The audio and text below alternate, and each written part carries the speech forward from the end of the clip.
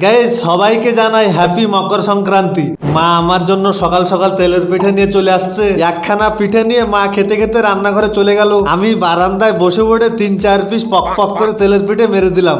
सब खाने को दो ना सब। গাইস তোমাদের বাড়ি কি কি পিঠে বানানো হয়েছে আমাকে কমেন্ট করে জানিও। আচ্ছা ঠিক আছে। নোয়া কাকাদের ঘরে সিমেন্টের খুঁটি বানানো হচ্ছে। নাটা ভাইকে ডেকে নিয়ে চলে আসলাম। এসে দেখি রাজু কাকা রড কেটে গাদা করে ফেলিয়েছে। সুরদা আর কাকিকে দেখলাম ঢালাইয়ের মশলা ফেটছে। এরাই দুজন প্রকৃতির কাজের মানুষ। ওখান থেকে হাঁটতে হাঁটতে চলে আসলাম রাস্তার দিকে এসে দেখি ছোট কাকারা ঘেরা দিচ্ছে। নাটা ভাই আমার হাতে শাবলটা তুলে দিয়ে বলছে গর্তটা খুঁজে দে তো।